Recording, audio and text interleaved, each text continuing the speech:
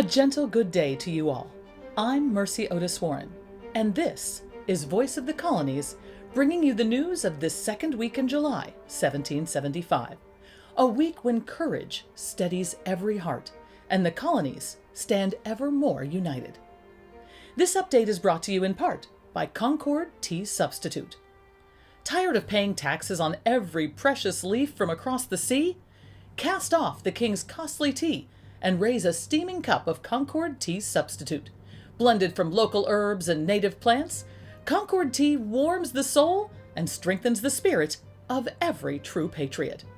Whether at your morning hearth or beside the evening fire, savor the bold taste of freedom in every sip.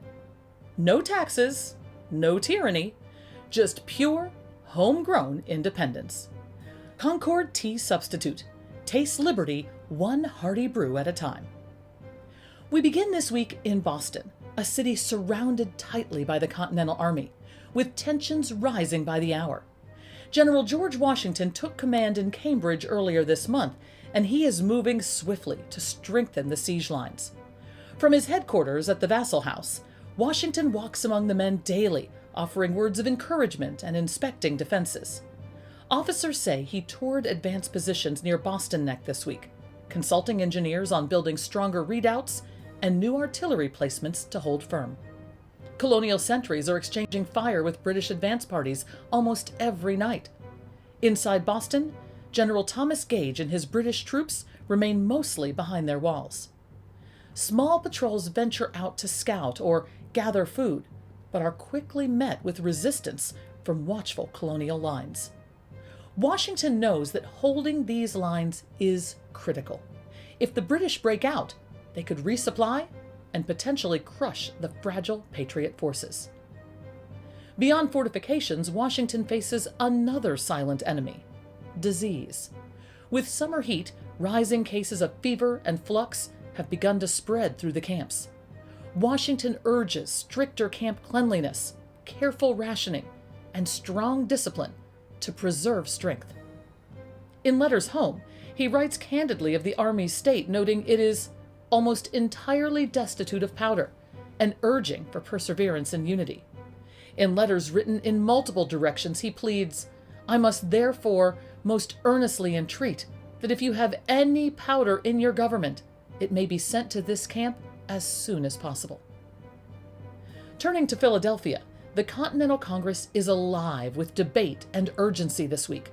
Delegates meet daily in the Pennsylvania State House, discussing ways to strengthen the Continental Army. They propose a new unified postal system to keep safe communication among the colonies and Washington's headquarters in Cambridge a vital lifeline as the conflict grows. Congress has also approved the creation of a new regiment in Pennsylvania and one in New Jersey, showing that the movement for a unified army is growing stronger by the day. Further, they are deep in discussion on securing powder shipments from abroad, a dangerous but necessary effort if the colonies hope to match Britain's mighty forces. Congress votes to send envoys north to Canada, hoping to win support and prevent British attacks from that direction. Men like Benjamin Franklin and Charles Carroll champion these efforts, believing that Northern allies might help secure victory. We'll be back after a word from one of our sponsors. For every farmer turned fighter and young sentinel on watch, Minutemen muskets deliver true aim and steady fire. Carefully forged and trusted from Concord to the Carolinas, each musket helps you protect your family and your freedom.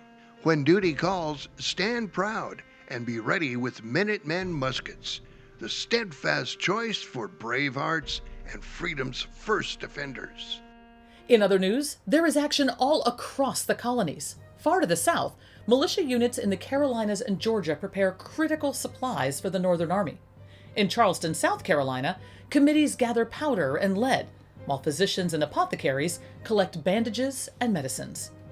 In Savannah, Patriot leaders encourage neighbors to contribute any spare powder or musket balls. These southern colonies understand that holding Boston is vital to prevent British expansion inland. Their leaders act swiftly, knowing each barrel of powder and each packet of medicine could mean the difference between victory and disaster. In Virginia and Maryland this week, patriots move swiftly to counter rumors of loyalist sabotage. Local committees receive alarming reports of plans to disrupt food stores and supply lines. Patrols increase around major plantations and coastal ports like Norfolk and Yorktown in Virginia, with militia units guarding wharves and crossroads at all hours. In Maryland, committees of safety act decisively. Several suspected loyalist conspirators are arrested near Baltimore and along Chesapeake routes accused of plotting to signal British ships offshore. In Annapolis, residents are gathering each evening in the town square, forming new volunteer watch groups. Neighbors swearing to protect each other and guard the river and nearby farms. In Williamsburg, Virginia's political heart, the mood is shifting. Influenced by news from Philadelphia and inspired by Congress's declaration of the causes and necessity of taking up arms, more prominent landowners who once pleaded for peace now support the patriot cause. Many echo the declaration's sentiment that the choice between submission and freedom is clear and necessary. In New York, tensions remain high as patriots and loyalists brace for conflict. Committees of safety patrol the crowded streets and bustling docks night and day, chasing rumors of loyalist conspiracies and secret letters sent to British commanders. Merchants loyal to the crown are closing shops or quietly moving their goods inland, fearing confiscation or angry crowds. Patriot shopkeepers, meanwhile, are removing British goods and proudly offering local wares instead. On the Hudson River, the British warships HMS Asia and HMS Phoenix loom like dark shadows, their cannon trained toward the city as a silent threat. On shore, crowds gather along the waterfront, some shouting defiant cheers, while others stand in tense silence, clutching one another's hands as they watch the ships. After the warship's recent movement up the Hudson, local militia forces work quickly to strengthen coastal batteries and river defenses. Volunteers shore up earthworks and prepare cannon just in case of sudden attack. The mood is anxious but determined.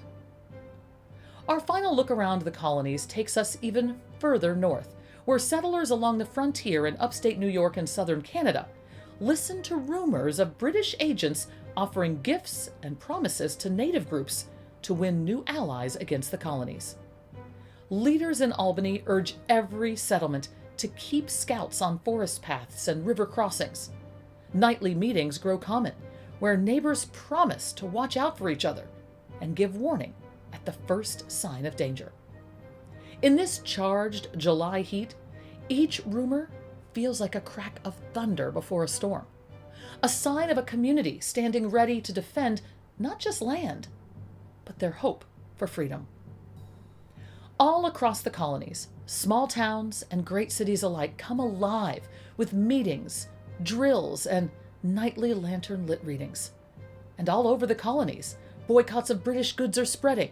Shopkeepers remove signs for taxed tea and fine cloth, urging neighbors to support homegrown goods instead. Each boycott, each town meeting, each quiet promise is a small act of defiance, a stepping stone towards something larger than any single colony or farm. And so tonight, as ships patrol our harbors and watchfires glow on distant ridges, we see a people no longer merely subjects of a distant king, but neighbors and kin, discovering their own strength and unity. Each midnight reading, each shared warning, and each vow to protect one another brings us closer to a new nation, not yet born, but already stirring boldly in every heart. The road ahead remains steep and uncertain, but the spirit that guides it grows stronger with each sunrise. This has been Voice of the Colonies. I'm Mercy Otis Warren, reminding you to keep your lanterns glowing, your courage unshaken, and your eyes fixed on freedom's bright horizon.